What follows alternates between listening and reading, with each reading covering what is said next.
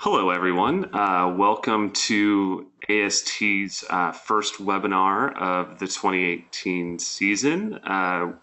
We've got Anna Royzman talking about the 3 pillars of successful test leadership.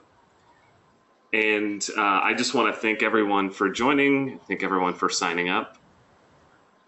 I would just like to say a little bit about AST. I think hopefully most of you are AST members already, but if not, the Association for Software Testing, we're a nonprofit organization dedicated to improving the skills of software testers.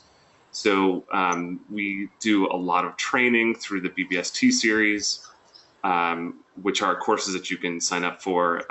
That we have volunteers, we have classes that go year round. We've also in the past had a webinar series where we've invited speakers to talk about a number of different topics. I'm hoping to get that going again for 2018, and we're starting out, I think, pretty well already. So Anna, why don't you go ahead and kick us off? Okay. Hi, everyone. I'm Anna Royzman. Those of you who don't know me, and probably some don't, I'm going to just speak about what I do for a living. I'm a conference trainer. I'm a conference organizer. And I started in this field as a tester, test manager, test lead, test director, test lead, tester. There were some rounds, and I have been in different positions at different time. And at some point, test leadership, I eventually end up in test leadership position no matter what, even though I kind of been demoted, then promoted again, then promoted even more. And test leadership is something that I feel is really, really important for our profession, because I feel that it's in a modern environment, we testers are now no longer, workers. We have to inspire, we have to lead, you have to influence, you have to create a change, you have to make everybody know what you do, why you do it, and how you can do it better, how can everybody help you. You have to inspire everybody to be a quality advocate, and that is requiring leadership skills. So no matter where you are in your journey as of today, I hope that eventually leadership is something that you're gonna end up with. And in our profession, software testing, leadership is part of the game. Because if you are in your corner and you're just doing the work, your job will become obsolete. And why do I do what I do? I started Global Quality Leadership Institute in 2015 because I felt that leadership is something that we need to pay more attention to. A lot of us testers become, we don't start as managers, right? We start as workers, specialists. At some point, we being promoted. And I have been talking to a lot of testers who became managers, and not many trainings, skill development exist in this kind of field. So once you become a manager, everybody is assuming you already know what you're doing, but you don't. And once you become a test lead, usually you become a test lead because you're better than everybody else, because maybe you're domain expert, because maybe you're system expert, because maybe you're better than everybody else in your specific team, and they give you this leadership role, and you're supposed to figure out how to do it, but you don't know. I've been a leader for many years, and then my goal, my passion was to grow leaders. I feel that in our profession, growing leadership is really, really game-changing. So I started one of the Global Quality Leadership Institute initiatives, this Test Masters Academy. And Test Masters Academy does 2 conferences a year. And one of them is calling Test Leadership Congress. And the second one is called Context NYC. And I believe I'm the only one who's doing the test leadership contest, test leadership congress for test leader, to kind of bring it all together and to talk about the things that really important in our field, really to grow together, to create a community of leaders. I feel we have to. I think we cannot create a change unless we exchange our experiences. And my conference is designed to exchange experiences and exchange ideas. And this is what I do for a living. So I'm also a trainer. I do test, I do train leaders. Testing, strategy, and leadership, something that I know a lot of. I talk to a lot of people. I have been in my leadership positions for about 15 years. And I've been a conference speaker since 2011. I've been on the 5 continents speaking about testing, agile, leadership, and strategy. So this is my background. What we're going to talk about today is the skills that you need to be a successful test leader in the modern day and age.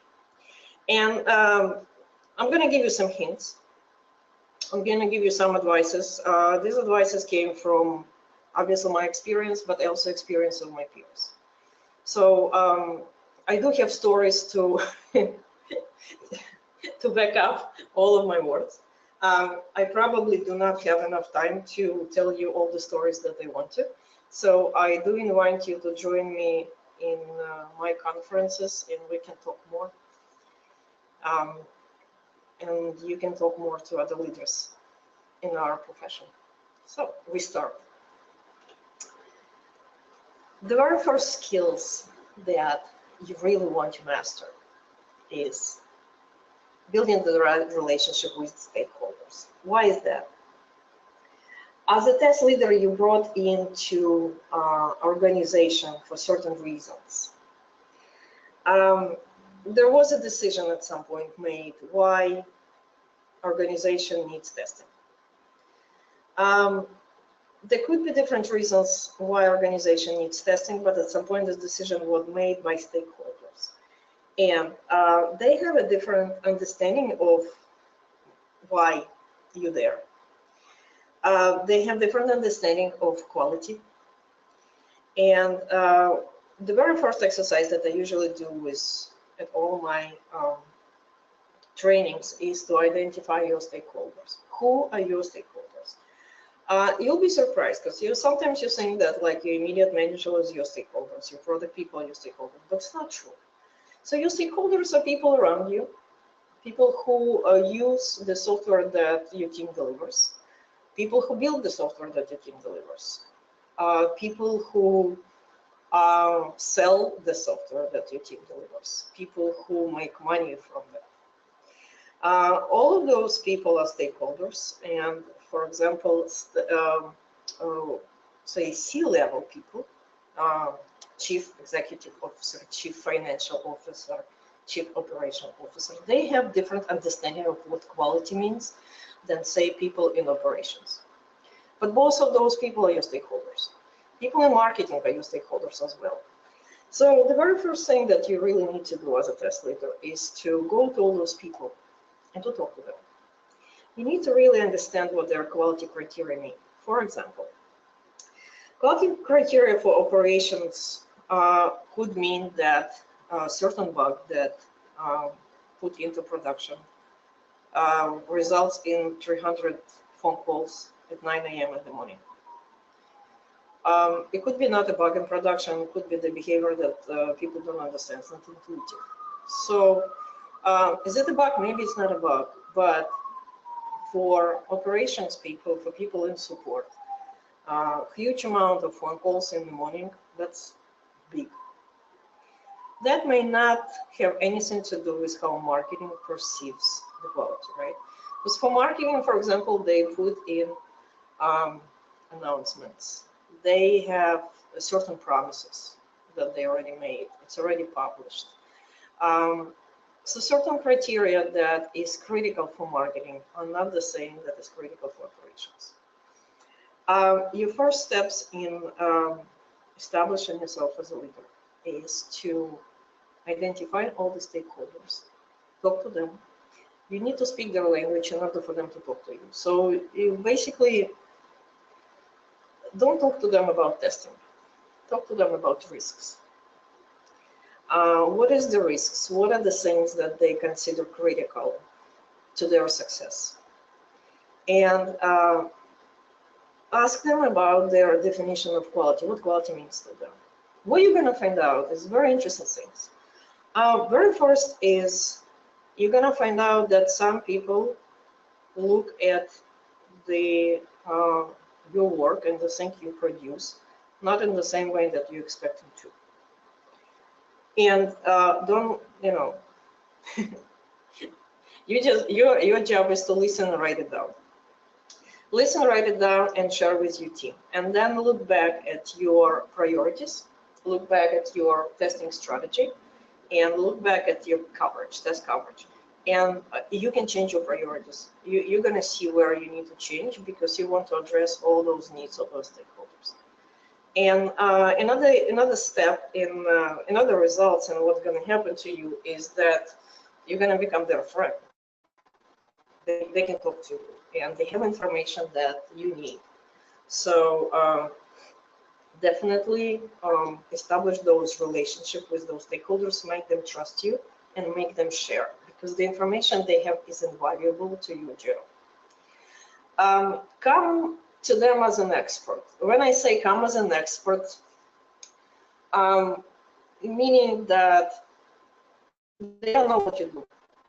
They have expectations of what you do. Those expectations may not be right. They often are not right. They have their own ideas of what you do and how you do it.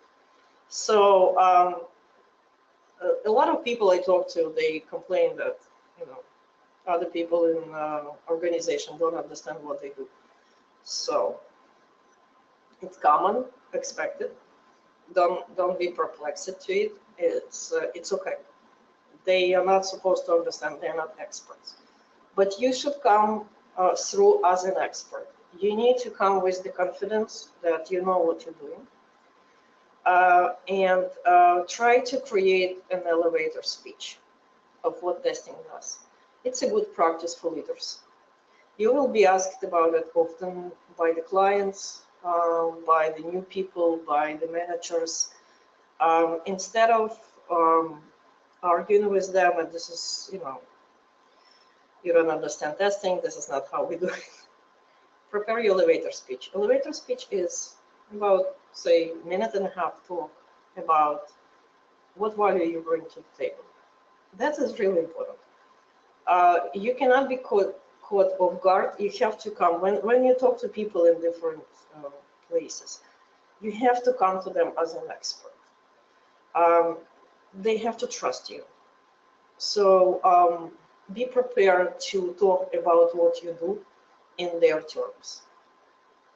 Show the value that you do. And this is something that I want you to practice because it's not easy. Talking to other people is not easy. Speaking their language is not easy. Learning how to speak people's language is really something that how to use their terms, I would say. Marketing and sales use different terms from operations. Financial people, they use different terms. Clients, they use different terms. Learn how they use the language and talk to them in their own language. This is really important for you as a leader. How do you present your information? The skill to master is the effective communication and reporting techniques. I keep reiterating this to a lot of people because they sometimes don't understand where they're in. You are in risk mitigation business. Quality assurance and testing is your business is risk mitigation. That's why you are in your organization. That's why they brought you in. In order for you to be successful in risk mitigation, you need to really understand the priorities of your organization.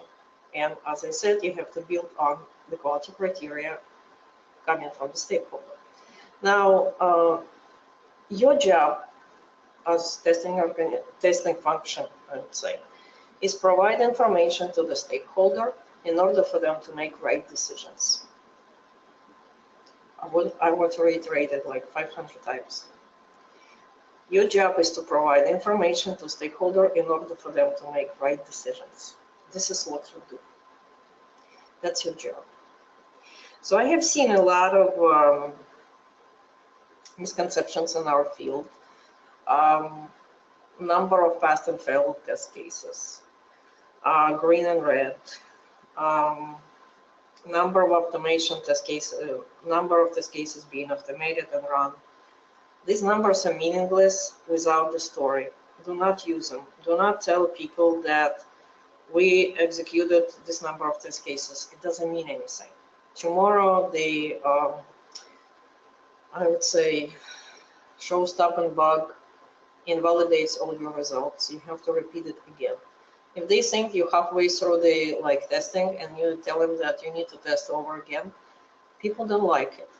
They think you don't know what you're doing. So don't flash the numbers in front of them. The numbers do not mean anything because numbers mean something in this point of time. And if you send in this report and tomorrow this report changes because those numbers are invalidated, you're in trouble, right? You don't know what to do. That's the perception. Always think about the perception from somebody else. What you need to is that you need to understand how the receivers of your information use it, why they use it, and how they make decisions based on your information. Don't tell them, so there is different ways of providing information. And one of them is you can tell them kind of halfway through, which may not be right based on tomorrow's information. You may tell them you're not ready to provide any information to them which will be meaningful for their decision making. And this is something, it's hard. You kind of represent your own organization. You represent your own, I would say, team. It depends on where you are. I don't know what position you held right now, but when you in front of stakeholders, you represent your team, right? So you have to make sure that you do not put your team down in front of stakeholders. It's really important. So because the way they perceive you, the way they perceive people under you. So if they think that you don't know what you're doing, they would think the same thing about those people too. So when you work with the stakeholders, the receivers of your information, you really need to understand how they're going to use it. Okay, so you need to provide something meaningful for them, and you need to practice because talk to them. Really, it's something like, I know that some people do not use test cases as in reporting. Some people do not use reporting. Some people do use reporting, but it's really a story behind the numbers that you have to master. And this is how you gain the trust. The strategy. Your skills to master is to identify, prioritize, and dealing with the biggest risks. As I mentioned before, you are in risk mitigation business. You're brought to this company because they want to reduce the risks. They want to identify and reduce the risks through some information that you provide through testing. Always look at your job this way. Always. It's going to make a difference. Seriously, it's going to make a difference. When you're talking to people in risk terms, they're going to listen to you. When you talk to them in your own terms, say, okay, my test failed, and they're like, so what? Or you can tell them, oh, I'm seeing the big blue screen of that. So what? They do not understand the risks, and you need to tell them in their terms, meaning, oh, because you're seeing that, then tomorrow when we put this thing into production, you're going to have 300 phone calls. Do you care? Maybe they don't care. Maybe they, have enough people ready and they know how to deal with it. It's okay. You're not, you're not there to be a gatekeeper and don't put the bugs, don't let bugs into production. It's a business decision. Putting bugs in production, not putting bugs, but letting bugs in production is really a business decision. It's not a quality assurance decision. And sometimes the risks of not putting the software out when it needs to be, when it was, say, promised, the risk, the business risks, reputational risks are bigger than putting the software with bugs in production. You have to understand that you have to put in, you have to put yourself in the shoes of the business. So your strategy, your testing strategy,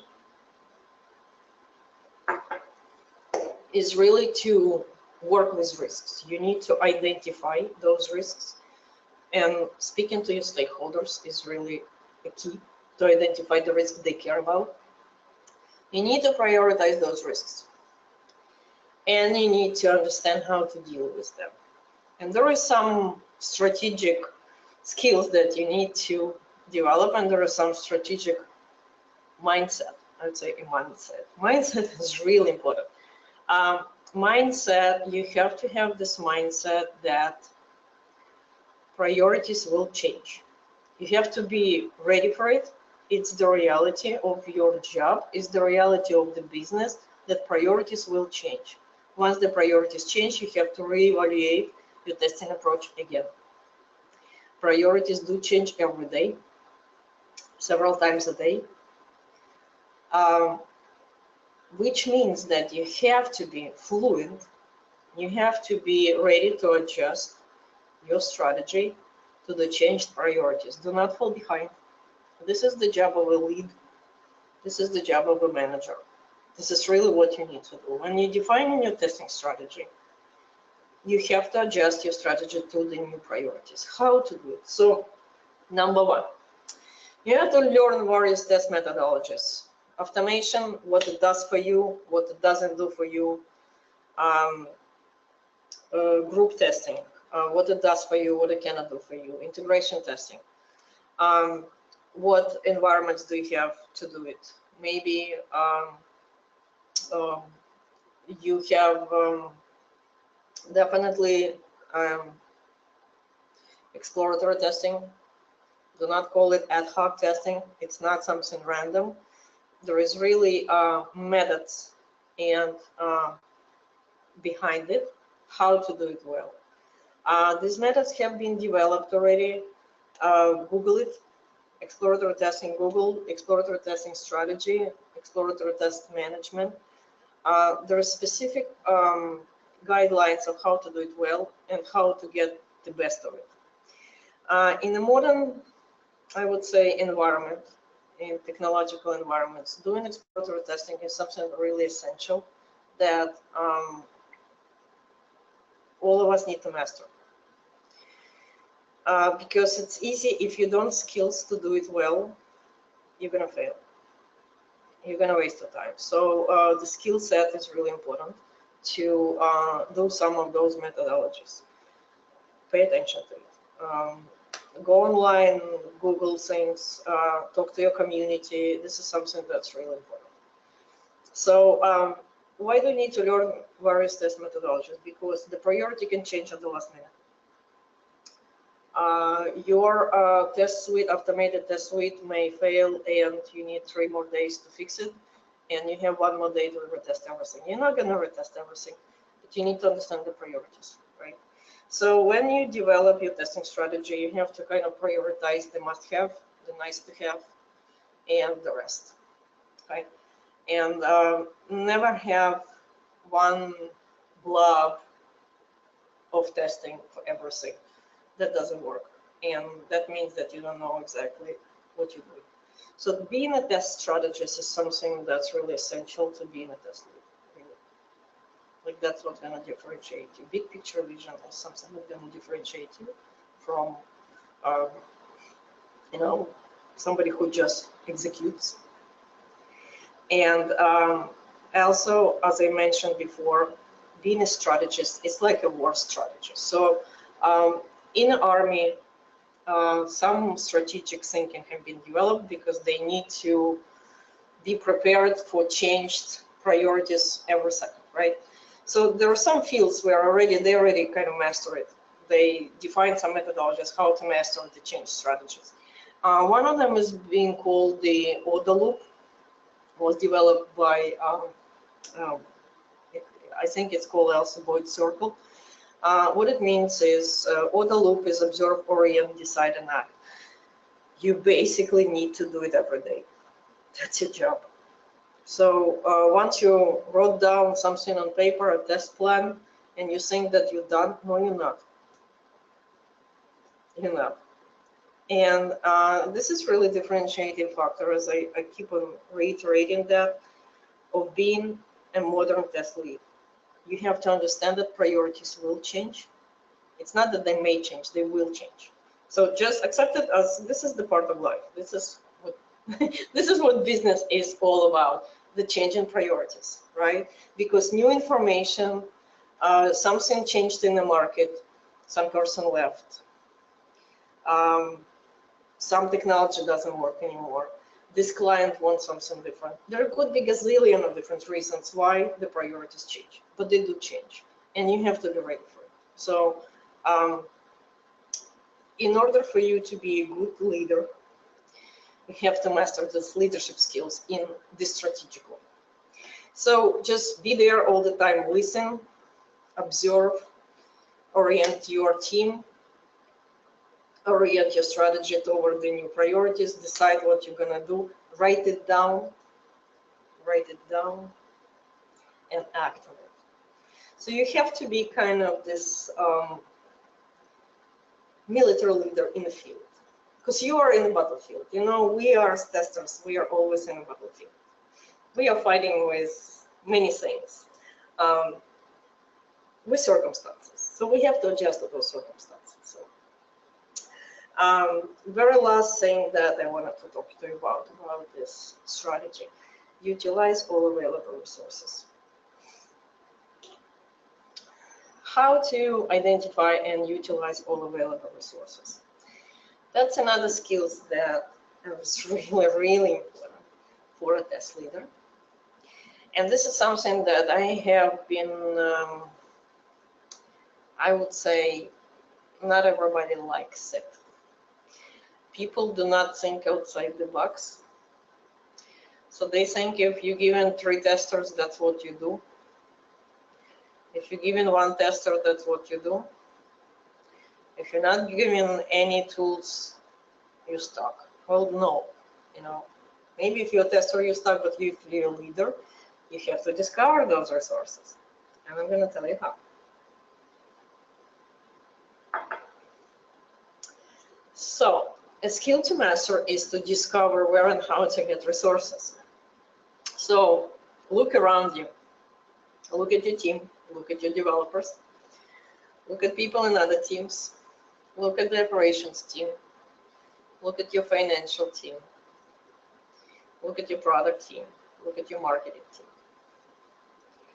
I know I'm kind of going into some things that people never think about, but please start thinking about it, right? Quality is everybody's business, right? So if you are stuck with some resource constraints due to budgetary limitation, it's possible, right? The project from project is different. For example, there is some project where you have, I don't know, 1 automation specialist, 2 testers, it's fine.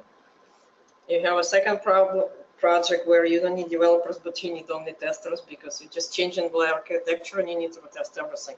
So the involvement of, say, your own resources, if you are a manager, could be sufficient or could be insufficient. And if it's insufficient, then look around you, okay? So there are certain ways of engaging other people into some testing activities. You kind of need to identify some interest of those people. For example, there are some developers who really love to develop testing tools. You just don't, you may not know it, but some people, they really get a kick out of it. They really love it. There is some domain experts that do not know anything about this, you know, software development, but for example, in my job, we've developed, it was a trading software for trading applications, securities trading. And we build the reporting software, so commission management software. It's all reports, it's all numbers, it's all financial data, right? So we invited people from financial department to work with us. And it has been great because they know things that we don't know. And I'm just saying that in your company, there could be people who have better domain knowledge than you do in the things that you test. It's possible. Make relationship with them. Invite them to work with you. Interests. People in operations, people in support. Their interest is to learn better about applications so they can support it well, right? They need to know workarounds. They need to understand new features. They have to be comfortable with new features. Those are great people for you to involve in testing because they have, I would say, they have their own perspective of what's important, right? Plus, they have their own experience of working with clients. They speak to clients on the phone. They know how to talk to them. They know what clients ask. When you involve people like operations or support into your testing activities, you're going to find out very interesting things. Observe them. Observe how they use your software, what questions they ask, because they represent your customer. Sometimes you do not have access to your customers, but you have access to people who have access to your customers. Sales are other such people. They have access to customers and they know their habits. They know questions what they ask, and sales are always interested in new features. So I'm not saying they all gonna do, all those people that I just talk about, they're gonna be experts in testing. No, they're not.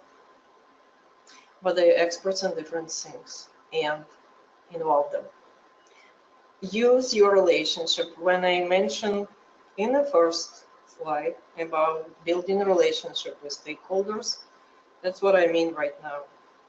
When you need them, and sometimes you need them, and oftentimes you may need them because the priorities can change and all of a sudden you need all hands on deck and you don't have enough people. That's when you use your relationship. Some companies have been very creative in how they use, say, people in the organization, their interests in something new being developed into their favor. So you can create some company-wide tests. You can create some group tests with the new features. You can create something crazy and interesting, but make it exciting. Make it exciting because you don't want people to feel that they're doing your job, because they don't. So make it special for them, return the favor, but definitely do not look away when you need resources, because all those people, they are your resources. When you approach these people, you need to prepare what's in it for me, and don't tell them, hey, I don't have time to do my job, come and help me. No, nobody's gonna help you doing that. So when you say what's in it for me, it's easy, if your operations, hey, here's this new feature, do you want to take a look? Something like that. Or, hey, we're building this thing and really need your expertise to help us to build our, say, good test cases for us. I'm using the word test cases. Yeah, somebody's gonna hit me hard with a stick. But sometimes it's the language they understand, so use it. Teach your people. When I say teach your people, I mean several things. Number one, teach your people the skills that I'm gonna teach you, right? What I'm telling you right now is something that you want to tell your people too. Do not walk away from the possibility of help. Do not walk away from the potential resources that you can discover, because people talk to people. Maybe somebody has a relationship with some developers and they would love to work on some things together. Teach your people to use different skills. So sometimes your resource could be unavailable because there's only one person who knows something and they are on vacation. So cross-pollination works. Especially if you people manager. If you're not, then there's something that you sometimes cannot directly influence. But if you're a manager, cross-pollinate. Teach your people to understand some skills of other people in your team. It's going to help you. It's going to also help people to grow, specifically people in your team who's going to teach the other people in their skills. And it's going to motivate those people too. People who are learning something new, they're going to be motivated. People who are teaching something to others are going to be motivated as well. A skill to master, if you're leading a team, obviously all the managers know them. Finding and motivating the right people for the job.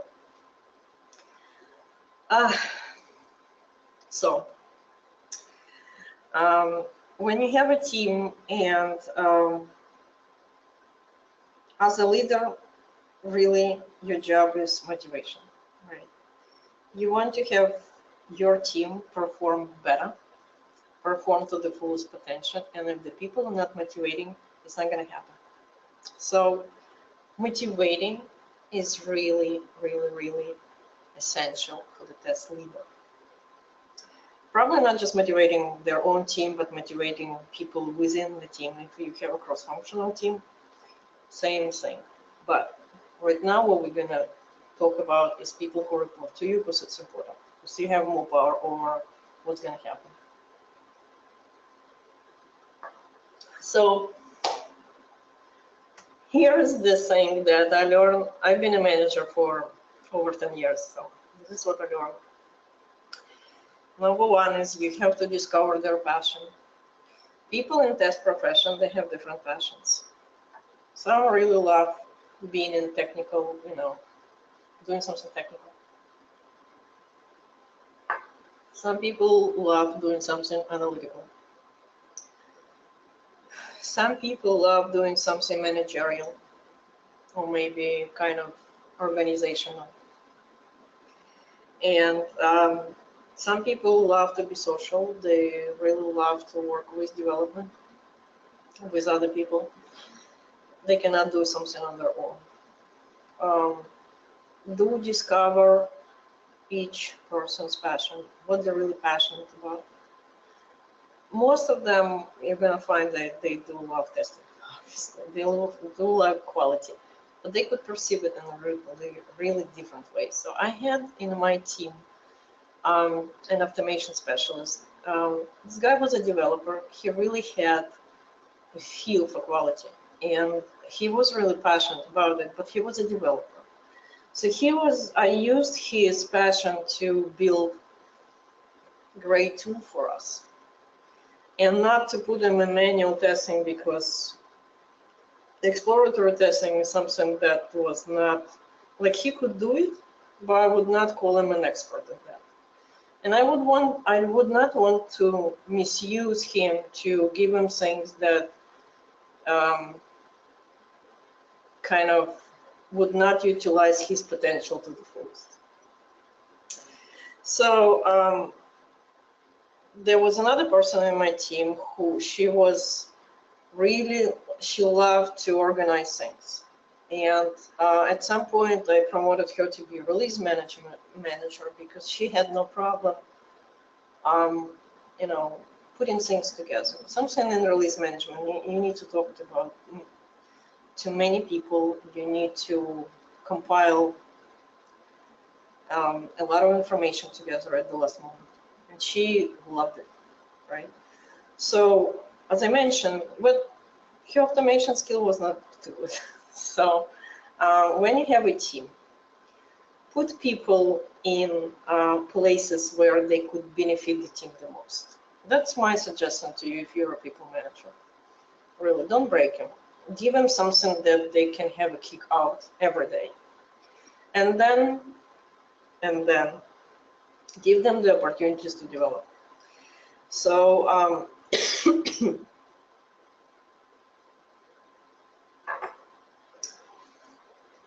everybody needs an opportunity to develop, otherwise they're gonna kind of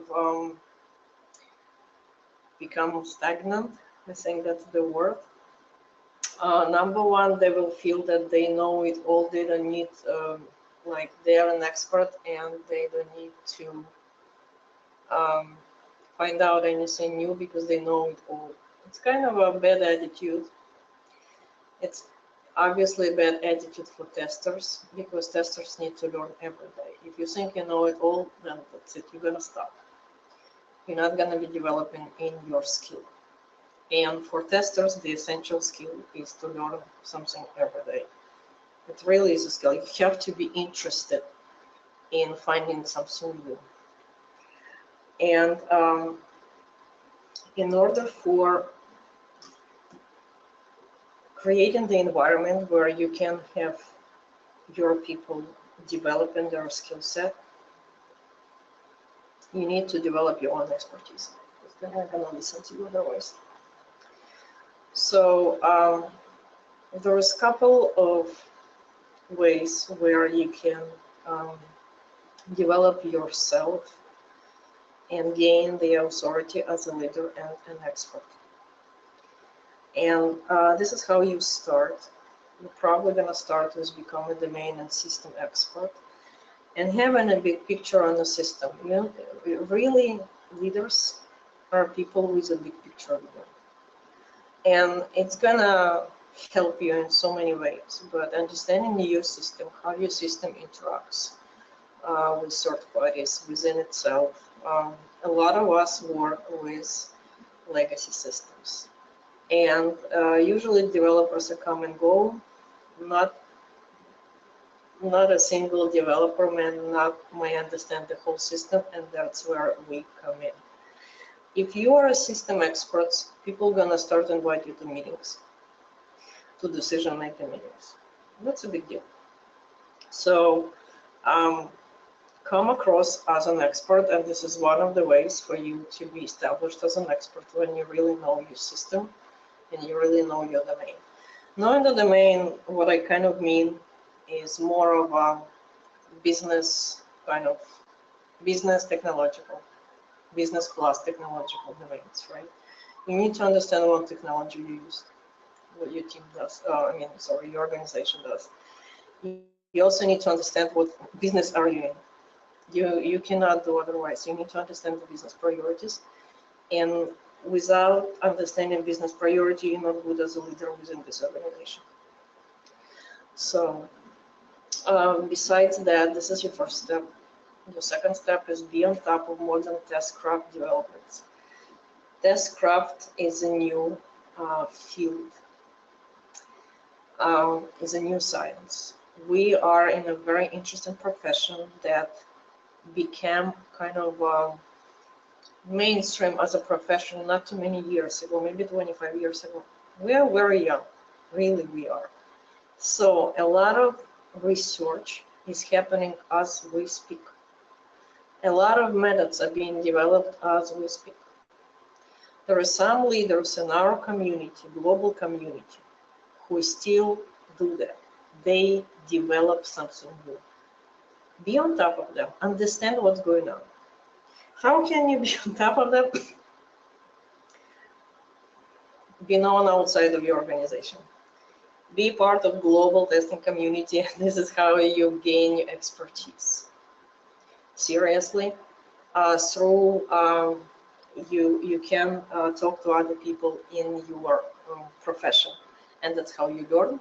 You're gonna exchange your experiences. You're gonna exchange your ideas, and that's how you're gonna gain authority in your field.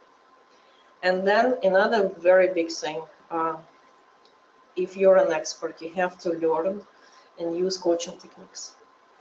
And That's become essential. The reason that there is agile coaches in all over the place, they're coaches. They have coaching techniques. They can change people's behavior. They can help people learn new things through different exercises. Go and learn that. Like, this is my advice to you. Become comfortable with coaching. Really become comfortable with it. It's really gonna open so many doors for you. The last thing that I want to talk about, because why are you doing all those things, right? Why are you sharpening your soul? Why are you gaining those skills? Because really what you want to do is you want to influence quality advocacy across the organization. You want to make a difference. You don't want to just make a difference within, your team.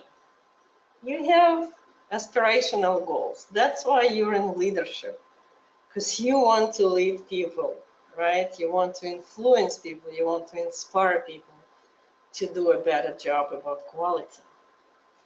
And there are several ways how you can do that. So number one, always keep this in mind. These are the questions that you're always going to ask, and everybody needs to know that you're going to ask those. And teach everybody those things. Are we building the right product? Are we building the product right? Those are two essential questions that all, I would say, every tester, if you are in your profession, those are the questions you always have to ask to the people around you. Ask it yourself, always ask those questions. It's gonna keep you focused, because this is what we do. Are we building the right product is something that some testers feel they are not involved in. Yes, you are. Yes, you are. You have to ask those questions. What are we building for the customers? It may be the specs are being written, question the specs, decision, question decisions. Don't stay away from it. This is where you put yourself in front as a leader. Always ask those questions. Teach your people to ask those questions. Teach people around you to ask those questions. Teach developers to ask those questions. And everybody gonna think in quality. And everybody eventually will become an advocate for quality, because those are the questions. They make you think, and they make you question the assumptions, because there are going to be a lot of assumptions in every business. Invest in experimenting. If you really, really want anything to change, you have to have some facts. So if you're coming in and saying, hey, this process doesn't work right, we want to do something different, sometimes you're not going to win people over by just giving them your ideas. Try it out. Come to people with some facts. Those should be your facts. And this is how the testers always should be thinking about, right? All we do in testing is experiments, right? So it's normal, it's usual for us, it's okay for us to question the assumptions and to create some experiments to prove those assumptions. So if you want to do some changes, right? If you want to introduce some changes in your organization, come with some facts. Try it out. Just get used to it that, people do not, unless you like an authority that they do not question, they're going to question. Come up with some facts. Then if you really want to influence, people in charge, come to them as a business person. Build a business case. Practice negotiation techniques. These are really, really important. You would think that only sales are mastering those. No. You're going to be a salesperson in a way if you want to change processes, because they're not going to, every person going to resist any change. This is normal for people. If you want to influence some changes, you need to learn how to do it well. So You may come with your emotions, oftentimes it's not going to help. So, come equipped with some of these techniques. Use the skills that other people use to change somebody else's mindset. And if you talk to business people, if you talk to management, build a business case. When you change something, put some numbers together, put some profits together. Why? Don't come to them and say we have to do this. Tell them why we have to do this. How we're going to change for the better. So do it seriously. Take it seriously. I would say take it seriously. Leave your emotions behind. Emotions are good, but sometimes they're not helpful when you want to become a change agent. All right, Anna, we have about 5 minutes left. Is there anything else that you wanted to get out? Oh, we're already on questions. Or are we good to answer questions now? Absolutely. All right. So if you have any questions, go ahead and put them into the questions section. We've got a few of them already. So one of them was you were talking about prioritizing risk to stakeholders. So the question was, when you're talking about stakeholders, are you talking about internal or external stakeholders? And if they're external, how do you know who external stakeholders are? And we've got about 4 minutes. I have 3:22 on my clock, so we have about 8 minutes. I've got about 4 minutes left on the recording, but sure. Okay. Okay. Maybe you can prolong it. So I'm talking about both external and internal. And if you do not have access to them, do talk to your internal stakeholders. Maybe they do have access to them. Usually they do. As I mentioned, salespeople, they do have access to clients even if you don't have to. Operations support, they have access to clients. And sometimes put yourself, if you don't have access to them, put yourself in their shoes. Understand why would they use your services? Why they use yours over your competitors? What's a differentiating factor? And then it's gonna be easy for you to kind of represent them as well. All right. Do you have any favorite interview questions to help identify the passionate testers? I do. So one of my things in the interview is give people a piece of spec and tell them like what test can you come up with in that exercise. And then my second question is, what are the questions that you want to ask that haven't been covered in the spec? That's where I see, do people want to even think? Do people even want to ask questions? That's my favorite kind of secret question, but I didn't tell you because if I'm going to interview and now you're going to know. So yeah, that's how I discover if people have passion about testing, because then they start thinking, what other things I want to find out about that? Not just like, hey, you give me a piece of thing, like piece of spec and I test it to your spec. No. Ask questions. All right. What are your thoughts on ad hoc testing? So you briefly mentioned don't use the term ad hoc testing. Ad hoc testing sometimes have a negative meaning because it means that, hey, I have 10 minutes to do something, let me kind of test around. It has a negative connotation because that's basically negative to some people, because say, hey, you don't have a plan, why do I need you to poke around? It's useless, right? And exploratory testing has a plan and a strategy, and that is why I want you to use the exploratory testing and discover those techniques, because they're techniques. Definitely don't poke around for 10 minutes, no. You have to have a strategy, and that's why I would use exploratory testing instead and learn what it means and what the strategy to use and why this strategy is really helping you to discover important things.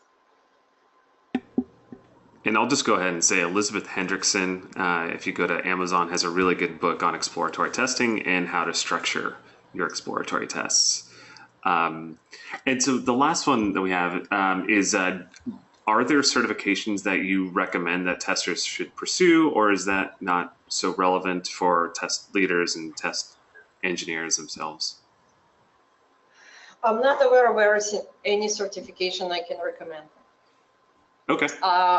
I can definitely recommend going to testing conferences and doing peer conferring with the people in your profession. And I can recommend my conference, which is testleadershipcongress.com. There's 2 conferences that I run for those purposes, because I do not know of any certification. They can give you the same experience and they can give you the same expertise. All right, that's all the questions we have. So thank you very much, Anna, and thanks everyone for joining. Okay, and if you want to follow up with me, so this is my number. This is my, do go and test my conferences. You would know what I'm talking about. And also, this is my Twitter handle. I'm here, Anna. And that's my email. So if you want to talk to me, please do, because I really want to talk to test leaders. That's how I learn, and that's how we're going to learn all together.